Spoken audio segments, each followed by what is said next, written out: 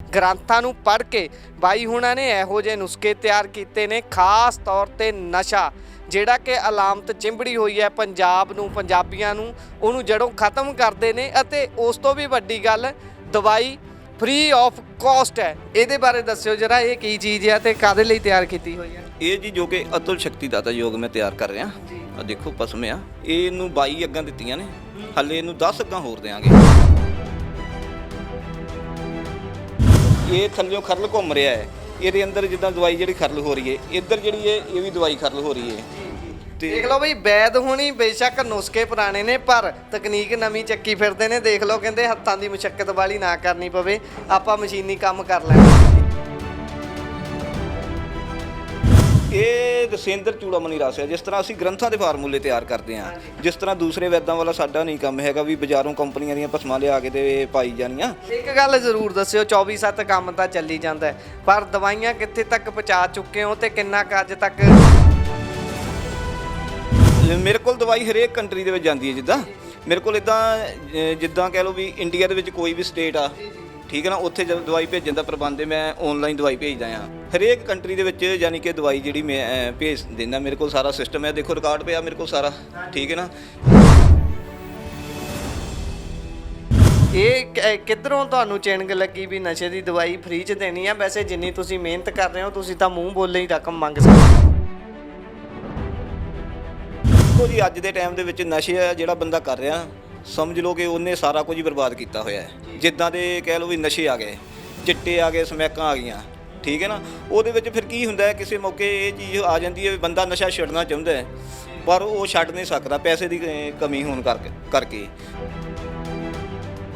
ਬਾਈ ਜੋਤ ਉਹਨਾਂ ਤੋਂ ਪੁੱਛਦੇ ਆ ਇਸ ਵਿਸ਼ੇ ਤੇ। ਬਾਈ, ਨਸ਼ਿਆਂ ਵਾਲਾ ਵਿਸ਼ਾ ਅੱਜ ਕੱਲ੍ਹ ਯੰਗ ਏਜ ਹੈ, ਅਸੀਂ ਦੇਖਦੇ ਆ ਨਾ, ਬੜਾ ਕਹਿਰ ਹੈ ਫੈਲਿਆ ਹੋਇਆ। ਅਸੀਂ ਇਹੀ ਦੋਵੇਂ ਜਣੇ, ਮੈਂ ਤੇ ਵੈਦ ਜੀ, ਇਹੀ ਚਾਹੁੰਦੇ ਸੀ ਕਿ ਲੋਕੀ ਨਸ਼ਿਆਂ ਚੋਂ ਨਿਕਲਣ, ਕਿਉਂਕਿ ਨਸ਼ਿਆਂ ਵਾਲੀ ਜ਼ਿੰਦਗੀ ਬਹੁਤ ਨਰਕ ਭਰੀ ਜ਼ਿੰਦਗੀ ਹੈ। ਫਿਰ ਇਸ ਕਰਕੇ ਮੈਂ ਇਹ ਚੀਜ਼ ਸੋਚੀ ਕਿ ਨਸ਼ੇ ਦੀ ਦਵਾਈ ਦਾ ਕਿਸੇ ਕੋਲੋਂ ਕੋਈ ਪੈਸਾ ਨਹੀਂ ਲੈਣਾ। ਇੱਦਾਂ ਹੁੰਦਾ ਕਿ 100-200 ਰੁਪਇਆ ਮੈਂ ਦਵਾਈ ਤੇ ਲਾਉਂਗਾ, ਉਹੀ ਚੀਜ਼ ਮੈਂ ਕੋਈ ਨਸ਼ਾ ਪੱਤਾ ਲੈ ਲਾਂ। ਇਸੇ ਕਰਕੇ ਬਾਈ ਅਸੀਂ ਇਹ ਉਪਰਾਲਾ ਕਰ ਰਹੇ ਹਾਂ ਵੀ ਫ੍ਰੀ ਆਫ ਕੋਸਟ ਅਸੀਂ ਆਪਣਾ ਦਸਵੰਧ ਵੀ ਇਹੀ ਚੀਜ਼ ਦੇ ਵਿੱਚ ਕੱਢ ਰਹੇ ਹਾਂ। ਇਹਦਾ ਚਲੋ ਜੇਕਰ ਕਿਸੇ ਦਾ ਸਾਡੀ ਦਵਾਈ ਦੇ ਨਾਲ ਕਿਸੇ ਦਾ ਧੀ ਪੁੱਤਰ ਜਾਂ ਕਿਸੇ ਦਾ ਘਰ ਪਰਿਵਾਰ ਬਚਦਾ ਨਾ, ਤੇ ਮੈਂ ਨਾ ਇਸ ਤੋਂ ਉੱਪਰ ਕੋਈ ਵੱਡੀ ਹੋਰ ਗੱਲ ਨਹੀਂ ਹੋ ਸਕਦੀ। ਸ਼ਾਰਟਕਟ ਅਸੀਂ ਨਾ ਕਦੀ ਕੀਤਾ ਤੇ ਨਾ ਹੀ ਸਾਡੇ ਕੋਲ ਸ਼ਾਰਟਕਟ ਵਾਲਾ ਕੋਈ ਆਵੇ ਜਿਹੜਾ ਕਵੇ ਵੀ ਮੈਨੂੰ ਇੱਕ ਦਿਨ ਦੇ ਵਿੱਚ ਇਦਾਂ ਕਰਦੇ ਜਾਂ 2 ਕਰਦੇ, ਉਹ ਮੇਰੇ ਕੋਲ ਕੰਮ ਨਹੀਂ ਹੈਗਾ। ਠੀਕ ਆ, ਮੇਰੀ ਦਵਾਈ ਦਾ ਸੈਂਪਲ ਜਿੱਥੇ ਮਰਜ਼ੀ ਕੋਈ ਜਾ ਕੇ ਟੈਸਟ ਕਰਵਾ ਲਵੇ, ਜਿੰਨੇ ਪੈਸੇ ਮੈਂ ਲਵਾਂਗਾ 10 ਗੁਣਾ ਪੈਸੇ ਮੈਂ ਵਾਪਸ ਕਰਨ ਦੀ ਗਰੰਟੀ ਲੈਂਦਾ। ਜੇ ਇਹਦੇ ਅੰਦਰ ਕੋਈ ਵੀ ਕੈਮੀਕਲ ਵਾਲੀ ਚੀਜ਼ ਜਾਂ ਕੋਈ ਬਾਜ਼ਾਰ ਦੀ ਗੋਲੀ ਨਿਕਲ ਆਵੇ, ਇਹ ਮੈਂ ਚੈਲੰਜ ਕਰਨਾ। ਮੇਰੇ ਕੋਲ ਜਿੱਥੇ ਮਰਜ਼ੀ ਕੋਈ ਸਟਾਂਪ ਤੇ ਲਿਖਵਾ ਕੇ ਲੈ ਲਵੇ। ਵਾਅਦੇ ਵੈਦ ਕੀ ਕਰਨਗੇ? ਤੁਸੀਂ ਫੋਨ ਕੀਤਾ ਜਾਂ WhatsApp ਤੇ ਮੈਸੇਜ ਕੀਤਾ, ਉਹਨਾਂ ਸਭ ਤੋਂ ਪਹਿਲਾਂ ਤੁਹਾਨੂੰ ਖਾਤਾ ਨੰਬਰ ਭੇਜਣਾ ਹੈ, ਇਹਦੇ ਵਿੱਚ ਇੰਨੀ ਪੇਮੈਂਟ ਕਰ ਦਿਓ। ਸਾਡਾ ਉਹ ਸਿਸਟਮ ਨੇ, ਅਸੀਂ ਸਭ ਤੋਂ ਪਹਿਲਾਂ ਉਹਦੀ ਮਰੀਜ਼ ਦੀ ਸਮੱਸਿਆ ਸੁਣਨੀ ਹੈ। ਸਤਿ ਸ਼੍ਰੀ ਅਕਾਲ ਦਾ ਟੀਵੀ NRI ਵੇਖ ਰਹੇ ਹੋ ਤੁਸੀਂ। ਅੱਜ ਕਪੂਰਥਲੇ ਦੇ ਪਿੰਡ ਤੋਗਾਵਾਲ ਦੇ ਵਿੱਚ ਪਹੁੰਚੇ ਹਾਂ। ਸਾਧ ਜੇ ਫੱਕਰ ਦੇ ਬੰਦੇ ਦੇ ਕੋਲ ਆਏ ਹੋਏ ਆ। ਤੁਸੀਂ ਤਸਵੀਰਾਂ ਦੇਖ ਸਕਦੇ ਹੋ, ਇਹ ਘਰ, ਇਹ ਗੇਟ, ਅਤੇ ਅੱਜ ਇੱਕ ਤਰ੍ਹਾਂ ਦੀ ਲਾਇਬ੍ਰੇਰੀ ਵੱਜੂਗੀ ਕਹਿ ਸਕਦੇ ਆ। ਨਰਿੰਦਰ ਸਿੰਘ ਬਾਈ ਹੁਣਾਂ ਦੇ ਕੋਲ ਆਏ ਆ। ਗ੍ਰੰਥਾਂ ਨੂੰ ਪੜ੍ਹ ਕੇ ਬਾਈ ਹੁਣਾਂ ਨੇ ਇਹੋ ਜਿਹੇ ਨੁਸਖੇ ਤਿਆਰ ਕੀਤੇ ਨੇ, ਖਾਸ ਤੌਰ ਤੇ ਨਸ਼ਾ ਜਿਹੜਾ ਕਿ ਅਲਾਮਤ ਚਿੰਬੜੀ ਹੋਈ ਹੈ ਪੰਜਾਬ ਨੂੰ, ਪੰਜਾਬੀਆਂ ਨੂੰ, ਉਹਨੂੰ ਜੜੋਂ ਖਤਮ ਕਰਦੇ ਨੇ। ਅਤੇ ਉਸ ਤੋਂ ਵੀ ਵੱਡੀ ਗੱਲ, ਦਵਾਈ ਫ੍ਰੀ ਆਫ ਕਾਸਟ ਹੈ। ਨਸ਼ੇ ਦੀ ਦਵਾਈ, ਬਿਲਕੁਲ ਤੁਸੀਂ ਸਹੀ ਸੁਣ ਰਹੇ ਹੋ, ਨਸ਼ੇ ਦੀ ਦਵਾਈ ਫ੍ਰੀ ਆਫ ਕਾਸਟ ਹੈ। ਅੱਜ ਲਾਈਵ ਰੇਡ ਵੱਜੂਗੀ, ਆਓ ਅੰਦਰ ਚੱਲ ਕੇ ਦੇਖਦੇ ਹਾਂ ਕਿ ਚੱਲ ਕੀ ਰਿਹਾ। ਸੋ ਇੱਧਰ ਦੇਖਦੇ ਹਾਂ, ਇੱਧਰ ਬਾਈ ਹੁਣੀ ਕੁਛ ਕਰ ਹੀ ਰਹੇ ਨੇ, ਦੇਖਦੇ ਹਾਂ। ਬਾਈ ਹੁਣੀ ਅੱਗ ਚੋਂ ਕੁਛ ਕੱਢੀ ਜਾਂਦੇ ਆ, ਕੋਲ ਆ ਵੀ ਸਮਾਨ ਰੱਖਿਆ ਹੋਇਆ, ਪਰ ਇਹਨਾਂ ਦੀਆਂ ਇਹੀ ਜਾਣਨ, ਕਹਿੰਦੇ ਗੁੰਗੇ ਦੀਆਂ ਰਾਮਜਾਂ ਗੁੰਗੇ ਦੀ ਮਾਂ ਹੀ ਜਾਣੇ, ਪਰ ਇਹ ਕੱਢ ਕੀ ਰਹੇ ਨੇ ਇਹ ਪੁੱਛਦੇ ਆ। ਬਾਈ ਜੀ ਸਤਿ ਸ੍ਰੀ ਅਕਾਲ। ਸਤਿ ਸ੍ਰੀ ਅਕਾਲ ਜੀ। ਬਾਈ ਜੀ ਇਹ ਕੀ ਤਿਆਰ ਕਰਿਆ? ਇਹ ਆਜੋ ਤੁਹਾਨੂੰ ਉੱਥੇ ਬੈਠ ਕੇ ਦੱਸਦੇ ਹਾਂ। ਅੱਛਾ ਜੀ, ਇੱਥੇ ਧੁੱਪ ਵਾਲੀ ਹੈ, ਆਓ ਅੰਦਰ ਚੱਲ ਕੇ ਗੱਲ ਕਰਦੇ ਹਾਂ। ਸੋ ਬਾਈ ਆਪਾਂ ਬਾਹਰ ਤੁਹਾਨੂੰ ਪੁੱਛਿਆ ਸੀ, ਤੁਸੀਂ ਕਿਹਾ ਅੰਦਰ ਆ ਜਾਓ, ਸੱਚੀ ਬਾਹਰ ਬੜੀ ਧੁੱਪ ਆ। ਇਹਦੇ ਬਾਰੇ ਦੱਸਿਓ ਜਰਾ, ਇਹ ਕੀ ਚੀਜ਼ ਆ ਤੇ ਕਾਹਦੇ ਲਈ ਤਿਆਰ ਕੀਤੀ ਹੋਈ ਹੈ? ਇਹ ਇਦਾਂ ਕਰੋ, ਇੱਥੇ ਬੈਠ ਜਾਓ ਮੇਰੇ ਕੋਲ ਜੀ ਤੇ ਮੈਂ ਬਹਿ ਕੇ ਇਹਦੇ ਬਾਰੇ ਤੁਹਾਨੂੰ ਦੱਸਦਾ ਹਾਂ। ਜੀ ਸੋ ਬਹਿਨੇ ਹੈਗੇ ਆ ਜੋਤ ਸੰਧੂ ਹੁਣੀ ਬਾਈ ਹੈਗੇ ਸਾਡੇ ਨਾਲ, ਇਹ ਵੀ ਖਾਸ ਤੌਰ ਤੇ ਨਸ਼ਿਆਂ ਦੇ ਉੱਪਰ ਕੰਮ ਕਰ ਰਹੇ ਨੇ ਅਤੇ ਇਹਨਾਂ ਦਾ ਵੀ ਆਪਣਾ ਅਲੱਗ ਤਜਰਬਾ ਹੈ। ਪਰ ਗੱਲ ਆਪਾਂ ਇੱਧਰ ਆਉਂਦੇ ਆ, ਬਾਰ-ਬਾਰ ਇਹਦੇ ਤੇ ਧਿਆਨ ਜਾ ਰਿਹਾ ਹੈ। ਇਹਨਾਂ ਨੇ ਬਾਈ ਹੁਣੀ ਅੱਗ ਚੋਂ ਕੱਢ ਕੇ ਲਿਆਏ ਨੇ, ਪੂਰਾ ਪ੍ਰੋਪਰ ਤਰੀਕੇ ਦੇ ਨਾਲ ਲੇਪ ਲੂਪ ਕੀਤੀ ਹੋਈ ਹੈ। ਗੱਲ ਪੁੱਛਦੇ ਆ ਬਾਈ, ਇਹ ਕੀ ਚੀਜ਼ ਹੈ? ਇਹ ਜੀ ਜੋ ਕਿ ਅਤੁਲ ਸ਼ਕਤੀ ਦਾਤਾ ਯੋਗ ਮੈਂ ਤਿਆਰ ਕਰ ਰਿਹਾ। ਜੀ ਆ ਦੇਖੋ ਭਸਮ ਆ ਜੀ ਇਹ, ਜਿਸ ਤਰ੍ਹਾਂ ਸੈਕਸ ਵਾਸਤੇ ਜੋ ਮੈਡੀਸਨ ਹੁੰਦੀ ਹੈ ਨਾ, ਉਹਦੇ ਵਿੱਚ ਇਹ ਅਤੁਲ ਸ਼ਕਤੀ ਦਾਤਾ ਯੋਗ ਜਿਹੜਾ ਪਾਇਆ ਜਾਂਦਾ ਹੈ। ਅੱਛਾ ਇਹਨੂੰ 22 ਅੱਗਾਂ ਦਿੱਤੀਆਂ ਨੇ, ਹਾਲੇ ਇਹਨੂੰ 10 ਅੱਗਾਂ ਹੋਰ ਦੇਵਾਂਗੇ। ਜਿਸ 32 ਦੇਣੀਆਂ 32 ਅੱਗਾਂ ਇਹਨੂੰ ਦੇਣੀਆਂ ਨੇ ਤੇ 32 ਅੱਗਾਂ ਦੇਣੀਆਂ ਇਹਨੂੰ। ਇਸ ਤਰ੍ਹਾਂ ਇਹਨੂੰ ਕੱਢ ਕੇ ਫਿਰ ਇਹਨੂੰ ਉਧਰ ਮਸ਼ੀਨ ਲਾਈ ਹੋਈ, ਉਹਦੇ ਅੰਦਰ ਤੁਹਾਨੂੰ ਦਿਖਾਉਂਦਾ ਮੈਂ ਖਰਲ ਕਰਕੇ, ਫਿਰ ਇਹਨੂੰ ਇਸੇ ਤਰ੍ਹਾਂ ਕੁਝ ਅੰਦਰ ਸੰਪਟ ਕਰਕੇ, ਸੰਪਟ ਕਰਨ ਤੋਂ ਬਾਅਦ ਫਿਰ ਇਹਨੂੰ ਇਦਾਂ ਅੱਗ ਦੇਣੀ ਹੈ ਜੀ। ਸੋ ਇੱਕ ਵਾਰੀ ਮੈਂ ਕਹਿੰਦਾ ਆ ਵੀ ਦਿਖਾਈ ਦਈਏ ਆਪਾਂ, ਬਾਈ ਹੁਣਾਂ ਦੀ ਮਸ਼ੀਨ ਵੀ ਇੱਧਰ ਲੱਗੀ ਹੋਈ ਹੈ, ਆਟੋਮੈਟਿਕ ਮਸ਼ੀਨ ਜੀ। ਅੱਗੇ ਤਾਂ ਕਹਿੰਦੇ ਹੁੰਦੇ ਵੀ ਹੱਥਾਂ ਨਾਲ ਰਗੜਦੇ ਹੁੰਦੇ ਬੈਦ ਬੜੇ ਖਾਸ। ਮੈਂ ਥੋੜਾ ਖੜਕਾ ਹੋਣ ਕਰਕੇ ਬੰਦ ਕੀਤੀ ਹੋਈ ਸੀ। ਹੁਣ ਆਹ ਦੇਖੋ, ਲਓ ਬਈ ਲਓ। ਤੇ ਇਹ ਇੱਧਰ ਜੋ ਕਿ ਇਹ ਵੀ ਦਵਾਈ ਜੋ ਕਿ ਖਰਲ ਹੋ ਰਹੀ ਹੈ, ਠੀਕ ਹੈ ਨਾ, ਇਹ ਥੱਲਿਓਂ ਖਰਲ ਘੁੰਮ ਰਿਹਾ ਹੈ। ਇਹਦੇ ਅੰਦਰ ਜਿੱਦਾਂ ਦਵਾਈ ਜਿਹੜੀ ਖਰਲ ਹੋ ਰਹੀ ਹੈ, ਇੱਧਰ ਜਿਹੜੀ ਹੈ ਇਹ ਵੀ ਦਵਾਈ ਖਰਲ ਹੋ ਰਹੀ ਹੈ। ਦੇਖ ਲਓ ਬਈ, ਵੈਦ ਹੁਣੀ ਬੇਸ਼ੱਕ ਨੁਸਖੇ ਪੁਰਾਣੇ ਨੇ ਪਰ ਤਕਨੀਕ ਨਵੀਂ ਚੱਕੀ ਫਿਰਦੇ ਨੇ। ਦੇਖ ਲਓ, ਕਹਿੰਦੇ ਹੱਥਾਂ ਦੀ ਮੁਸ਼ੱਕਤ ਵਾਲੀ ਨਾ ਕਰਨੀ ਪਵੇ, ਆਪਾਂ ਮਸ਼ੀਨੀ ਕੰਮ ਕਰ ਲੈਣਾ ਜੀ। ਸੋ ਇਹ ਤੇਰੀਆਂ ਦਵਾਈਆਂ ਵੀ ਤਿਆਰ ਹੋ ਰਹੀਆਂ ਨੇ। ਆ ਜਿਸ ਤਰ੍ਹਾਂ ਤਰਲ ਜਿਹੀ ਹੈ, ਇਹ ਕਾਦੀ ਹੈ? ਇਹ ਰਸੇਂਦਰ ਚੂੜਾਮਣੀ ਰਸ ਹੈ। ਜਿਸ ਤਰ੍ਹਾਂ ਅਸੀਂ ਗ੍ਰੰਥਾਂ ਦੇ ਫਾਰਮੂਲੇ ਤਿਆਰ ਕਰਦੇ ਹਾਂ, ਜਿਸ ਤਰ੍ਹਾਂ ਦੂਸਰੇ ਵੈਦਾਂ ਵਾਲਾ ਸਾਡਾ ਨਹੀਂ ਕੰਮ ਹੈਗਾ ਵੀ ਬਾਜ਼ਾਰੋਂ ਕੰਪਨੀਆਂ ਦੀਆਂ ਭਸਮਾਂ ਲਿਆ ਕੇ ਤੇ ਪਾਈ ਜਾਣੀਆਂ। ਅਸੀਂ ਖੁਦ ਆਪਣੀਆਂ ਭਸਮਾਂ ਆਪਣੀਆਂ ਤਿਆਰ ਕਰਦੇ ਹਾਂ। ਜਿਸ ਤਰ੍ਹਾਂ ਉਧਰ ਤੁਹਾਨੂੰ ਮੈਂ ਦਿਖਾਉਂਦਾ ਆ, ਦੇਖੋ ਮੈਂ ਸ਼ੁੱਧ ਕਰ ਰਿਹਾ ਸੀ ਇੱਧਰ। ਆ ਦੇਖੋ, ਬਿਲਕੁਲ ਵੈਦ ਸਾਹਿਬ ਦਾ ਬਿਲਕੁਲ ਸਿੰਪਲ ਜਿਹਾ ਕੰਮ ਹੈ। ਦੇਖ ਲਓ, ਨੰਗੇ ਪੈਰੀਂ ਤੁਰੇ ਫਿਰਦੇ ਨੇ, ਸਾਰਾ ਕੁਝ ਨਾਲੇ ਦਿਖਾਈ ਜਾਂਦੇ ਨੇ ਨਾਲੇ ਕਰੀ ਜਾਂਦੇ ਨੇ। ਆ ਇਹ ਚਾਂਦੀ ਏ। ਚਾਂਦੀ ਨੂੰ ਮੈਂ ਸ਼ੁੱਧ ਕਰ ਰਿਹਾ ਸੀ ਉਧਰ, ਉਹ ਸਰੋਂ ਦੇ ਤੇਲ ਦੇ ਵਿੱਚ ਨਿੰਬੂ ਦੇ ਰਸ ਦੇ ਅੰਦਰ ਪਹਿਲਾਂ ਕੀਤਾ ਸੀਗਾ। ਇਹ ਗਾਨੇ ਦੇ ਨਾਲ ਇਹਨੂੰ ਗਰਮ ਕਰਕੇ ਢਾਲ ਕੇ ਤੇ ਇਹਨੂੰ ਬੁਝਾਵੇ ਦਿੱਤੇ ਜਾਂਦੇ ਆ। ਆ ਜਿਹੜੀ ਇੱਧਰ ਭਸਮ ਤਿਆਰ ਹੋ ਰਹੀ ਹੈ, ਇਹ ਵੀ ਚਾਂਦੀ ਭਸਮ ਹੈ। ਇਹ ਚਾਂਦੀ ਭਸਮ ਜਿਹੜੀ ਆ ਦੇਖੋ ਮੈਂ ਅਰਕ ਦੇ ਅੰਦਰ ਤਿਆਰ ਕਰ ਰਿਹਾ। ਆ ਦੇਖੋ, ਅੱਕ ਦੇ ਪੱਤਿਆਂ ਦਾ ਅਰਕ ਕੱਢਿਆ ਹੋਇਆ ਹੈ। ਹਾਂਜੀ, ਇਹਦੀ ਤੁਸੀਂ ਮਹਿਕ ਲਿਆ ਕੇ ਥੋੜੀ ਦੇਖੋ ਜੀ। ਇਹ ਹਾਂ, ਠੀਕ ਹੈ ਨਾ। ਇਹ ਅੱਕ ਦੇ ਪੱਤਿਆਂ ਦੇ ਅੰਦਰ ਖਰਲ ਕਰਕੇ ਇਹਦੀ 1200 ਘੰਟੇ ਦੀ ਖਰਲ ਹੈ। ਅੱਛਾ ਜੀ। ਤੇ ਇੱਕ ਖਰਲ ਦੇ ਵਿੱਚ 120 ਘੰਟੇ ਲੱਗਣੇ ਆ। 120 ਘੰਟੇ ਖਰਲ ਕਰਨ ਤੋਂ ਬਾਅਦ ਇਹਨੂੰ ਅੱਗ ਦੇ ਕੇ, ਜਿਸ ਤਰ੍ਹਾਂ ਆਪਾਂ ਕੁੱਜਾ ਕੱਢਿਆ, ਫਿਰ ਇਹਨੂੰ ਖਰਲ ਦੇ ਵਿੱਚ ਪਾ ਕੇ ਫਿਰ 120 ਘੰਟੇ ਇਹਨੂੰ ਇਸ ਤਰ੍ਹਾਂ 10 ਅੱਗਾਂ ਦੇਣੀਆਂ ਨੇ। ਆ ਹਿਸਾਬ ਲਾ ਲਓ, ਸਾਰੀ ਬੋਤਲ ਸੀ ਇਹਦੇ ਅੰਦਰ ਹੀ ਸਮਾ ਰਿਹਾ, ਯਾਨੀ ਕਿ ਖਰਲ ਕਰਕੇ ਮੈਂ ਖਤਮ ਕਰ ਰਿਹਾ। ਇਹ ਮਸ਼ੀਨ ਜਿਹੜੀ ਰਾਤ ਦਿਨ ਚੱਲਦੀ ਰਹਿੰਦੀ ਹੈ, ਦੋਨੋਂ ਖਰਲੇ ਚੱਲਦੇ ਰਹਿੰਦੇ। ਇੱਕ ਦਵਾਈ ਦਾ ਕੰਮ ਥੋੜਾ ਹੋ ਗਿਆ, ਟਿੱਕੀਆਂ ਬਣਾ ਕੇ ਸੁਕਾ ਕੇ ਪਾਤੀਆਂ, ਦੂਸਰਾ ਮੁੜ ਕੇ ਵਿੱਚ ਕੁਸ਼ਤਾ ਜਿਹੜਾ ਪਾ ਦੇਣਾ। ਇਹ ਰਾਤ ਦਿਨ ਮਸ਼ੀਨ ਨੇ ਕੰਮ ਕਰੀ ਜਾਣਾ। ਇੱਕ ਗੱਲ ਜ਼ਰੂਰ ਆ ਵੈਦ ਜੀ, ਇਹਦੇ ਲਈ ਸਬਰ ਬੜਾ ਚਾਹੀਦਾ ਨਾ। ਕਿਸ ਤਰੀਕੇ ਦੇ ਨਾਲ ਲਗਾਤਾਰ ਕਿੰਨੇ ਘੰਟੇ ਦੱਸੀ ਜਾਂਦੇ ਹੋ, ਉਧਰ 32 ਅੱਗਾਂ ਦੱਸੀ ਜਾਂਦੇ ਹੋ। ਇੰਨੀ ਜ਼ਿਆਦਾ ਮਿਹਨਤ ਕਰਨੀ ਪੈਂਦੀ ਹੈ, ਇੰਨਾ ਜ਼ਿਆਦਾ ਸਮਾਂ ਦੇਣਾ ਪੈਂਦਾ ਹੈ। ਇਹ ਐ ਨਹੀਂ ਦਿਮਾਗ 'ਚ ਆਉਂਦਾ ਕਦੀ ਯਾਰ ਕਿੱਧਰ ਪਏ ਹੋ ਆ, ਇਹਦੇ ਨਾਲੋਂ ਤਾਂ ਦੂਜਾ ਐਲੋਪੈਥੀ ਵਾਲਾ ਰਾਹ ਨਹੀਂ ਠੀਕ? ਨਹੀਂ ਜੀ, ਦੇਖੋ ਜੀ, ਇਹ ਜਿਹੜੀਆਂ ਪੁਰਾਤਨ ਵਿਧੀਆਂ ਨੇ, ਐਲੋਪੈਥੀ ਚਲੋ ਆਪਣੀ ਜਗ੍ਹਾ ਅਲੱਗ ਚੀਜ਼ ਠੀਕ ਹੈ, ਉਹ ਵੀ ਆਪਣੀ ਜਗ੍ਹਾ ਹੈ। ਇਹ ਹਜ਼ਾਰਾਂ ਸਾਲਾਂ ਤੋਂ ਚੱਲਦੀਆਂ ਆ ਰਹੀਆਂ ਨੇ, ਠੀਕ ਹੈ ਨਾ। ਇਹਦੇ ਵਿੱਚ ਹੁਣ ਆਹ ਕਾਮ ਚੂੜਾਮਣੀ ਰਸ ਆ, ਇਹ ਕੰਪਨੀਆਂ ਇਹਨੂੰ ਤਿਆਰ ਕਰਦੀਆਂ ਨੇ, ਠੀਕ ਹੈ ਨਾ। ਕੰਪਨੀਆਂ ਇਹਨੂੰ ਤਿਆਰ ਕਰਦੀਆਂ ਨੇ, ਅਸੀਂ ਖੁਦ ਆਪਣਾ ਤਿਆਰ ਕਰੀਦਾ ਹੈ। ਬਹੁਤ ਮਿਹਨਤ ਹੁੰਦੀ ਇਹਨੂੰ ਤਿਆਰ ਕਰਨ ਤੇ। ਆ ਹੁਣ ਕੱਲ ਇਸ ਕੁੱਜੇ ਖਰਲ ਦੇ ਵਿੱਚੋਂ ਇਹਨੂੰ ਮੈਂ ਕੱਢਿਆ ਆ, ਕੱਢ ਕੇ ਬਾਅਦ ਵਿੱਚ ਆਹ ਪਾ ਦਿੱਤਾ ਖਰਲ ਸਮਾਨ। ਇਹਨੂੰ ਜਦੋਂ ਤਿਆਰ ਹੋਣਾ, ਇਹ ਕੱਢ ਕੇ ਫਿਰ ਇਹਦੇ ਅੰਦਰ ਹੋਰ ਪਾ ਦੇਣਾ। ਉਧਰੋਂ ਜਦੋਂ ਉਹਨੂੰ ਤਿਆਰ ਹੋ ਗਈ, ਉਹਦੇ ਅੰਦਰ ਉਹ ਚਾਂਦੀ ਜਿਹੜੀ ਮੈਂ ਸ਼ੁੱਧ ਕਰ ਰਿਹਾ, ਉਹਨੂੰ ਹੋਰ ਫੇਰ ਪਾ ਦੇਣਾ। 24/7 ਫੈਕਟਰੀ ਵਾਂਗੂ ਕੰਮ ਚੱਲੀ ਜਾਂਦਾ ਨਾ। ਦਿਨ ਰਾਤ ਬਸ ਮਸ਼ੀਨ ਚੱਲੀ ਜਾਂਦੀ ਏ, ਤੇ ਨਾ ਤਾਂ ਰਾਤ ਬੰਦ ਕਰੀਦੀ ਨਾ ਦਿਨ ਕਰੀਦੀ ਏ। ਇੱਕ ਗੱਲ ਜ਼ਰੂਰ ਦੱਸਿਓ, 24/7 ਕੰਮ ਤਾਂ ਚੱਲੀ ਜਾਂਦਾ ਹੈ, ਪਰ ਦਵਾਈਆਂ ਕਿੱਥੇ ਤੱਕ ਪਹੁੰਚਾ ਚੁੱਕੇ ਹੋ ਤੇ ਕਿੰਨਾ ਕੁ ਅੱਜ ਤੱਕ ਮਤਲਬ ਕਿ ਦਿਖਾ ਸਕਦੇ ਹੋ ਕੋਰੀਅਰ ਕੀਤਾ ਜਾਂ ਫਿਰ ਕਿਸ ਤਰੀਕੇ ਦੇ ਨਾਲ ਦਵਾਈ? ਉਹ ਮੇਰੇ ਕੋਲ ਸਾਰਾ ਰਿਕਾਰਡ ਪਿਆ ਹੋਇਆ, ਤੁਹਾਨੂੰ ਦਿਖਾ ਦਿੰਦਾ ਹੈ। ਤੇ ਜੀ ਦਵਾਈ ਆਪਣੀ ਹਰੇਕ ਕੰਟਰੀ, ਆ ਥੋੜਾ ਥੱਲੇ ਕਰ ਦਈਏ। ਜੀ ਜੀ ਜੀ, ਜ਼ਰੂਰ ਜ਼ਰੂਰ। ਸੋ ਦਵਾਈ ਵੀ ਆਪਾਂ ਦੇਖਾਂਗੇ, ਆਈ ਨੂੰ ਥੱਲੇ ਰੱਖ ਲੈਂਦੇ ਆ। ਉਧਰ ਆਉਂਦੇ ਆ, ਕਹਿੰਦੇ ਬਾਈ ਹੁਣੀ ਰਿਕਾਰਡ ਵੀ ਰੱਖੀ ਫਿਰਦੇ ਨੇ ਨਾਲ। ਕਿਹੜੀ ਕਿਹੜੀ ਜਗ੍ਹਾ ਭੇਜ ਚੁੱਕੇ ਹੋ? ਮੇਰੇ ਕੋਲ ਦਵਾਈ ਹਰੇਕ ਕੰਟਰੀ ਦੇ ਵਿੱਚ ਜਾਂਦੀ ਹੈ। ਜਿੱਦਾਂ ਮੇਰੇ ਕੋਲ ਇੱਦਾਂ ਜਿੱਦਾਂ ਕਹਿ ਲਓ ਵੀ ਇੰਡੀਆ ਦੇ ਵਿੱਚ ਕੋਈ ਵੀ ਸਟੇਟ ਆ, ਠੀਕ ਹੈ ਨਾ, ਉੱਥੇ ਜਦੋਂ ਦਵਾਈ ਭੇਜਣ ਦਾ ਪ੍ਰਬੰਧ ਹੈ, ਮੈਂ ਆਨਲਾਈਨ ਦਵਾਈ ਭੇਜਦਾ ਆ।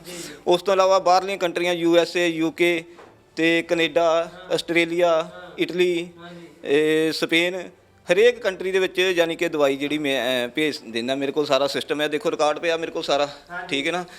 ਤੇ ਬਾਕੀ ਕਾਫੀ ਰਸੀਦਾਂ ਅਜੇ ਮੇਰੀਆਂ ਉੱਧਰ ਪਈਆਂ ਵੀ ਹੈ। ਇਹ ਕਾਰਡ ਵੈਸੇ ਦੇਖ ਲਓ ਤੁਸੀਂ ਸਾਂਭੀ ਫਿਰਦੇ ਹੋ ਵੀ ਇੱਕ ਤਰੀਕੇ ਦੇ ਨਾਲ ਵਿਸ਼ਵਾਸ ਬਣ ਜਾਂਦਾ ਲੋਕਾਂ ਦਾ। ਸਰਕਾਰੀ ਡਾਕਖਾਨੇ ਤੋਂ ਅਸੀਂ ਦਵਾਈ ਜਿਹੜੀ ਪੋਸਟ ਕਰੀ ਦੀ ਹੈ ਉਹਦੇ ਵਿੱਚ ਇਹ ਚੀਜ਼ ਹੁੰਦੀ ਹੈ ਵੀ ਕੋਈ ਗਲਤ ਚੀਜ਼ ਇਹਦੇ ਵਿੱਚ ਅਸੀਂ ਨਹੀਂ ਭੇਜ ਸਕਦੇ। ਜਿੱਦਾਂ ਕਈ ਲੋਕ ਨਸ਼ੀਲੀਆਂ ਚੀਜ਼ਾਂ ਭੇਜ ਦਿੰਦੇ ਆ ਜਾਂ ਆਯੁਰਵੈਦ ਦੇ ਨਾਂ ਤੇ ਲੋਕਾਂ ਨੇ ਆਯੁਰਵੈਦ ਨੂੰ ਬਦਨਾਮ ਕੀਤਾ ਹੋਇਆ, ਗੋਲੀਆਂ ਕੁੱਟ-ਕੁੱਟ ਕੇ ਪਾਤੀਆਂ ਜਾਂ ਕੋਈ ਨਸ਼ੇ ਵਾਲੀ ਚੀਜ਼ ਪਾ ਦਿੱਤੀ ਹੈ। ਸਾਡਾ ਜਿਹੜਾ ਬਿਲਕੁਲ ਸਾਫ਼ ਸੁਥਰਾ ਜਿਹਾ ਕੰਮ ਹੈ। ਜਿੰਨੀਆਂ ਰਸੀਦਾਂ ਤੁਸੀਂ ਦੇਖੋਗੇ ਸਰਕਾਰੀ ਡਾਕਖਾਨੇ ਦੀਆਂ ਸਾਰੀਆਂ ਰਸੀਦਾਂ ਨੇ। ਇਹਦੇ ਵਿੱਚ ਇਹ ਨਹੀਂ ਕੋਈ 2 ਨੰਬਰ ਦਾ ਕੋਈ ਵਿੱਚ ਕੋਈ ਚੀਜ਼ ਭੇਜ ਦਿੱਤੀ ਜਾਂ ਕਿੱਦਾਂ ਜਾਂ ਕਿੱਦਾਂ। ਇੱਕ ਦਿਨ 'ਚ ਵੈਸੇ ਦੱਸਿਓ ਬੈਦ ਸਾਹਿਬ ਕਿੰਨੇ ਕੁ ਜਾਣਿਆਂ ਨੂੰ ਭੇਜ ਦਿੰਦੇ ਹੋ? ਇੱਕ ਦਿਨ ਦੇ ਵਿੱਚ ਸਮਝ ਲਓ ਮੇਰੇ 2-3 ਪਾਰਸਲ ਨਿਕਲ ਜਾਂਦੇ ਆ ਜਿੱਦਾਂ।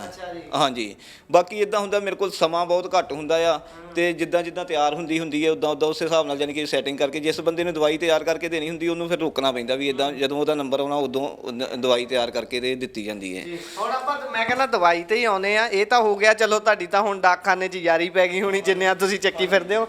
ਨਸ਼ੇ ਤੇ ਗੱਲ ਕਰਦੇ ਆ। ਮੈਂ ਨਸ਼ੇ ਦਾ ਤੁਹਾਡਾ ਬੜਾ ਸੁਣਿਆ ਜਿਹਦੇ ਕਰਕੇ ਅਸੀਂ ਪਹੁੰਚ ਕੀਤੀ ਹੈ ਵੀ ਨਸ਼ੇ ਦੀ ਦਵਾਈ ਫ੍ਰੀ 'ਚ ਦਿੰਦੇ ਹੋ। ਇਹ ਕਿੱਧਰੋਂ ਤੁਹਾਨੂੰ ਚਿੰਗ ਲੱਗੀ ਵੀ ਨਸ਼ੇ ਦੀ ਦਵਾਈ ਫ੍ਰੀ 'ਚ ਦੇਣੀ ਆ? ਵੈਸੇ ਜਿੰਨੀ ਤੁਸੀਂ ਮਿਹਨਤ ਕਰ ਰਹੇ ਹੋ ਤੁਸੀਂ ਤਾਂ ਮੂੰਹ ਬੋਲੇ ਹੀ ਰਕਮ ਮੰਗ ਸਕਦੇ। ਦੇਖੋ ਜੀ ਅੱਜ ਦੇ ਟਾਈਮ ਦੇ ਵਿੱਚ ਨਸ਼ੇ ਜਿਹੜਾ ਬੰਦਾ ਕਰ ਰਿਹਾ ਸਮਝ ਲਓ ਕਿ ਉਹਨੇ ਸਾਰਾ ਕੁਝ ਹੀ ਬਰਬਾਦ ਕੀਤਾ ਹੋਇਆ ਹੈ। ਜਿੱਦਾਂ ਦੇ ਕਹਿ ਲਓ ਵੀ ਨਸ਼ੇ ਆ ਗਏ, ਚਿੱਟੇ ਆ ਗਏ, ਸਮੈਕਾਂ ਆ ਗਈਆਂ, ਠੀਕ ਹੈ ਨਾ। ਉਹਦੇ ਵਿੱਚ ਫਿਰ ਕੀ ਹੁੰਦਾ ਹੈ ਕਿਸੇ ਮੌਕੇ ਇਹ ਚੀਜ਼ ਆ ਜਾਂਦੀ ਹੈ ਵੀ ਬੰਦਾ ਨਸ਼ਾ ਛੱਡਣਾ ਚਾਹੁੰਦਾ ਹੈ ਪਰ ਉਹ ਛੱਡ ਨਹੀਂ ਸਕਦਾ ਪੈਸੇ ਦੀ ਕਮੀ ਹੋਣ ਕਰਕੇ। ਫਿਰ ਇਸ ਕਰਕੇ ਮੈਂ ਇਹ ਚੀਜ਼ ਸੋਚੀ ਕਿ ਨਸ਼ੇ ਦੀ ਦਵਾਈ ਦਾ ਕਿਸੇ ਕੋਲੋਂ ਕੋਈ ਪੈਸਾ ਨਹੀਂ ਲੈਣਾ, ਚਾਹੇ ਮੇਰੇ ਪੱਲਿਓਂ ਜਿੰਨੇ ਮਰਜ਼ੀ ਲੱਗ ਜਾਣ। ਉਹ ਸਮਝ ਲਓ ਜਿਹੜੇ ਲੋਕਾਂ ਦੀਆਂ ਦੂਸਰੀਆਂ ਦਵਾਈਆਂ ਭੇਜੀ ਦੀਆਂ ਸੀ ਉਹਨਾਂ 'ਚ ਦਸਵੰਧ ਹੀ ਲਾ ਲਓ ਕੱਢ ਕੇ ਵੀ ਉਹ ਲਾ ਕੇ ਤੇ ਇਸ ਬੰਨੇ ਲਾ ਦਾ। ਚਲੋ ਜੇਕਰ ਕਿਸੇ ਦਾ ਸਾਡੀ ਦਵਾਈ ਦੇ ਨਾਲ ਕਿਸੇ ਦਾ ਧੀ ਪੁੱਤਰ ਜਾਂ ਕਿਸੇ ਦਾ ਘਰ ਪਰਿਵਾਰ ਬਚਦਾ ਨਾ ਤੇ ਮੈਂ ਨਾ ਇਸ ਤੋਂ ਉੱਪਰ ਕੋਈ ਵੱਡੀ ਹੋਰ ਗੱਲ ਨਹੀਂ ਹੋ ਸਕਦੀ। ਇਸ ਕਰਕੇ ਮੈਂ ਇਸ ਨਸ਼ੇ ਦੀ ਜਿਹੜੀ ਦਵਾਈ ਦੇ ਚਾਹੇ ਕੋਈ ਮੈਨੂੰ ਪੈਸੇ ਦਿੰਦਾ ਵੀ ਹੈ ਨਾ ਤੇ ਮੈਂ ਉਹਦੇ ਕੋਲੋਂ 1 ਰੁਪਈਆ ਨਹੀਂ ਕਦੀ ਲਿਆ ਹੈਗਾ ਤੇ ਨਾ ਹੀ ਲੈਣੇ ਨੇ ਜੀ। ਇਹ ਤੁਹਾਡਾ ਬੜਾਪਨ ਹੈ, ਤੁਸੀਂ ਇਹ ਕਰ ਰਹੇ ਹੋ ਬਾਈ। ਜੋ ਤੂੰ ਉਹਨਾਂ ਤੋਂ ਪੁੱਛਦੇ ਆ ਇਸ ਵਿਸ਼ੇ ਤੇ ਬਾਈ, ਨਸ਼ਿਆਂ ਵਾਲਾ ਵਿਸ਼ਾ ਅੱਜ ਕੱਲ੍ਹ ਯੰਗ ਏਜ ਹੈ ਅਸੀਂ ਦੇਖਦੇ ਆ ਨਾ ਬੜਾ ਕਹਿਰ ਹੈ ਫੈਲਿਆ ਹੋਇਆ। ਛੋਟੀ ਉਮਰ ਦੇ ਵਿੱਚ ਬਾਈ ਲੋਕੀ ਨਸ਼ਿਆਂ 'ਚ ਲੱਗ ਜਾਂਦੇ ਨੇ। ਅਸੀਂ ਇਹੀ ਦੋਵੇਂ ਜਣੇ ਮੈਂ ਤੇ ਵੈਦ ਜੀ ਇਹੀ ਚਾਹੁੰਦੇ ਸੀ ਕਿ ਲੋਕੀ ਨਸ਼ਿਆਂ 'ਚੋਂ ਨਿਕਲਣ, ਕਿਉਂਕਿ ਨਸ਼ਿਆਂ ਵਾਲੀ ਜ਼ਿੰਦਗੀ ਬਹੁਤ ਨਰਕ ਭਰੀ ਜ਼ਿੰਦਗੀ ਹੈ। ਨਿਆਣੀ ਉਮਰ ਦੇ ਵਿੱਚ ਛੋਟੇ ਬੱਚੇ ਨਸ਼ਿਆਂ 'ਤੇ ਲੱਗ ਜਾਂਦੇ ਨੇ। ਉਹਨਾਂ ਨੂੰ ਪਤਾ ਨਹੀਂ ਲੱਗਦਾ, ਨਾ ਕੋਈ ਘਰ ਦੀ ਫਿਕਰ ਨਾ ਕੋਈ ਕਿਸੇ ਚੀਜ਼ ਦੀ ਚਿੰਤਾ ਉਹਨਾਂ ਨੂੰ ਰਹਿੰਦੀ ਹੈ। ਲੜਾਈਆਂ ਝਗੜਿਆਂ 'ਚ ਪੈ ਕੇ ਆਪਣੀ ਜ਼ਿੰਦਗੀ ਖਰਾਬ ਕਰ ਲੈਂਦੇ ਨੇ। ਹੁਣ ਜੇ ਕੋਈ ਬੰਦਾ ਨਸ਼ਾ ਛੱਡਣਾ ਚਾਹੁੰਦਾ ਹੈ ਤੇ ਉਹਨੂੰ ਆਪਾਂ ਜੇ ਕੋਈ ਮਤਲਬ ਪੈਸੇ ਲੈ ਕੇ ਦਵਾਈ ਦਿੰਦੇ ਆ ਤੇ ਅਗਲਾ ਨਹੀਂ ਛੱਡ ਪਾਉਂਦਾ। ਉਹੀ ਗੱਲ ਜਿੱਦਾਂ ਵੀ ਨਸ਼ੇ ਲਈ ਪੈਸੇ ਹੋ ਜਾਂਦੇ ਪਰ ਦਵਾਈ ਲਈ ਪੈਸੇ ਨਹੀਂ ਕੱਢ ਪਾਉਂਦਾ। ਹਾਂ, ਉਹ ਨਹੀਂ ਛੱਡ ਪਾਉਂਦਾ ਜੀ। ਉਹਦਾ ਰੀਜ਼ਨ ਕੀ ਹੁੰਦਾ ਕਿ ਉਹਨੂੰ ਅਗਲੇ ਨੂੰ ਇੱਦਾਂ ਹੁੰਦਾ ਕਿ 100-200 ਰੁਪਇਆ ਮੈਂ ਦਵਾਈ 'ਤੇ ਲਾਊਂਗਾ, ਉਹੀ ਚੀਜ਼ ਮੈਂ ਕੋਈ ਨਸ਼ਾ ਪੱਤਾ ਲੈ ਲਾਂ। ਇਸੇ ਕਰਕੇ ਬਾਈ ਅਸੀਂ ਇਹ ਉਪਰਾਲਾ ਕਰ ਰਹੇ ਹਾਂ ਵੀ ਫ੍ਰੀ ਆਫ ਕੋਸਟ ਅਸੀਂ ਆਪਣਾ ਦਸਵੰਧ ਵੀ ਇਹੀ ਚੀਜ਼ ਦੇ ਵਿੱਚ ਕੱਢ ਰਹੇ ਹਾਂ, ਕਮਾਈ ਦਾ ਜੋ ਵੀ ਹੈਗਾ ਜੀ। ਹਾਂਜੀ, ਇਹੀ ਚੀਜ਼ ਹੈ। ਸੋ ਇਹ ਗੱਲ ਬੜੀ ਅਹਿਮ ਕਹੀ ਹੈ ਜੋਤ ਬਾਈ ਨੇ ਕਿ ਜਿਹੜਾ ਬੰਦਾ 200 ਰੁਪਈਆ ਦਵਾਈ ਤੇ ਖਰਚੂਗਾ ਉਹ ਨਹੀਂ ਇਸ ਵਿਚਾਰ ਵੱਲ ਨਹੀਂ ਆਊਗਾ ਕਿ ਜਿਹੜਾ ਉਹਦੀ ਜੇਬ 'ਚ 200 ਹੈ ਦਵਾਈ ਤੇ ਖਰਚ ਦੇਵੇ। ਉਹ ਕਹੂਗਾ ਕਿ ਉਸ ਚੀਜ਼ ਦਾ ਜਿਹੜਾ 200 ਰੁਪਈਆ ਉਹਨੇ ਕਿਤੋਂ ਇਕੱਠਾ ਕੀਤਾ ਹੈ ਉਹਦਾ ਨਸ਼ਾ ਕਰ ਲਿਆ ਜਾਵੇ। ਅਗਲੇ ਮੁੱਦਿਆਂ ਵੱਲ ਆਉਂਦੇ ਆ। ਨਸ਼ੇ ਦੇ ਨਾਲ ਹੋਰ ਵੀ ਬੜੇ ਸਾਰੇ ਰੋਗ ਆਉਂਦੇ ਨੇ ਜਿਹਦੇ ਨਾਲ ਸਰੀਰਕ ਕਮਜ਼ੋਰੀ, ਸੈਕਸ ਨੂੰ ਲੈ ਕੇ ਕਮਜ਼ੋਰੀ। ਜੇ ਆਪਾਂ ਉਸ ਮੁੱਦੇ ਤੇ ਆਈਏ, ਉਹਦੇ ਤੇ ਗੱਲ ਕਰੀਏ ਤਾਂ ਉਹਦੇ ਨੂੰ ਲੈ ਕੇ ਤੁਹਾਡੇ ਕੋਲ ਕਿਹੋ ਜਿਹੇ ਇਲਾਜ ਨੇ, ਕਿਹੋ ਜਿਹੀਆਂ ਕਮਜ਼ੋਰੀਆਂ ਜ਼ਿਆਦਾਤਰ ਲੋਕ ਲੈ ਕੇ ਆਉਂਦੇ ਨੇ? ਸੈਕਸ ਦੀ ਕਮਜ਼ੋਰੀ ਤੇ ਵੇਖੋ ਗੁਰਪ੍ਰੀਤ ਸਿੰਘ ਜੀ, ਸਾਡੇ ਕੋਲ ਇਸ ਤਰ੍ਹਾਂ ਹੈ, ਅਸੀਂ ਸਹੀ ਤਰੀਕੇ ਨਾਲ ਇਲਾਜ ਕਰਦੇ ਹਾਂ। ਜਿਸ ਤਰ੍ਹਾਂ ਤੁਸੀਂ ਹੁਣ ਸਾਰਾ ਦੇਖ ਲਿਆ, ਕੰਪਨੀ ਦੀ ਭਸਮ ਅਸੀਂ ਨਹੀਂ ਵਰਤਦੇ। ਉਹਦੇ ਵਿੱਚ ਸੈਕਸ ਦੇ ਉੱਤੇ ਹਰੇਕ ਦੇ ਉੱਤੇ ਇੱਕ ਹੀ ਦਵਾਈ ਕੰਮ ਨਹੀਂ ਕਰਦੀ। ਇੱਥੇ ਮੈਂ ਥੋੜ੍ਹਾ ਖੁੱਲ੍ਹ ਕੇ ਗੱਲ ਕਰ ਦੇਣਾ, ਦੱਸ ਦੇਣਾ। ਇਹਦੇ ਵਿੱਚ ਇਸ ਤਰ੍ਹਾਂ ਹੁੰਦਾ ਪ੍ਰਕਿਰਤੀ ਦੇ ਹਿਸਾਬ ਦੇ ਨਾਲ ਦਵਾਈ ਖਾਧੀ ਨਹੀਂ ਜਿਹੜਾ ਕਿ ਕੰਮ ਕਰਨਾ ਹੁੰਦਾ ਹੈ। ਜੇ ਹੁਣ ਆਪਾਂ ਆਯੁਰਵੈਦ ਦੇ ਅਨੁਸਾਰ ਚੱਲੀਏ, ਵਾਤ, ਪਿੱਤ ਔਰ ਕਫ 3 ਤਰ੍ਹਾਂ ਦੀ ਪ੍ਰਕਿਰਤੀ ਹੈ। ਜੇ ਜਿਹੜੇ ਕਹਿ ਲਓ ਵੀ ਵਾਤ ਪਿੱਤ ਵਾਲੇ ਜਾਂ ਜਿਹੜੇ ਪਿੱਤ ਪ੍ਰਕਿਰਤੀ ਦੇ ਹੁੰਦੇ ਨੇ ਉਹਨਾਂ ਦੇ ਅੰਦਰ ਅੱਗੇ ਪਹਿਲਾਂ ਗਰਮੀ ਵਧੀ ਹੁੰਦੀ ਹੈ ਤੇ ਜਿੱਦਾਂ ਹੁਣ ਉਹਨਾਂ ਨੂੰ ਕੋਈ ਸਮੱਸਿਆ ਆ ਗਈ ਮੰਨ ਕੇ ਚੱਲੋ, ਠੀਕ ਹੈ ਨਾ, ਉਹਨਾਂ ਨੇ ਕੀ ਕਰਨਾ, ਜੇਕਰ ਗਰਮ ਦਵਾਈ ਦੇ ਦਿਆਂਗੇ ਉਹਨਾਂ ਦਾ ਪਹਿਲਾਂ ਨਾਲੋਂ ਵੀ ਕੰਮ ਜਿਹੜਾ ਖਰਾਬ ਹੋ ਜਾਣਾ ਹੈ। ਠੀਕ ਹੈ, ਆਯੁਰਵੈਦ ਕਿੱਥੇ ਜਾ ਕੇ ਨੀਮ ਹਕੀਮ ਖਤਰਾ ਜਾਨ ਕਿੱਥੇ ਜਾ ਕੇ ਬੰਦ ਹੈ?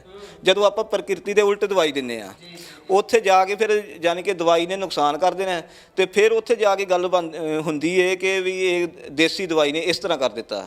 ਦੇਸੀ ਦਵਾਈ ਜਿਹੜੀ ਕੋਈ ਨੁਕਸਾਨ ਨਹੀਂ ਕਰਦੀ ਹੈਗੀ, ਪਰ ਉਸ ਚੀਜ਼ ਨੂੰ ਪਹਿਲਾਂ ਸਮਝਣਾ ਪੈਂਦਾ ਹੈ ਵੀ ਕਿੱਥੇ ਕਿਹੜੀ ਚੀਜ਼ ਦੀ ਜ਼ਰੂਰਤ ਹੈ। ਜੇਕਰ ਅੱਗੇ ਗਰਮ ਪ੍ਰਕਿਰਤੀ ਦੇ ਉੱਪਰੋਂ ਗਰਮ ਦਵਾਈ ਦੇ ਦਿਆਂਗੇ ਉਹਦਾ ਹੋਰ ਸਮਝ ਲਓ ਬੇੜਾ ਜਿਹੜਾ ਕਿ ਗਰਕ ਹੋ ਜਾਣਾ ਹੈ।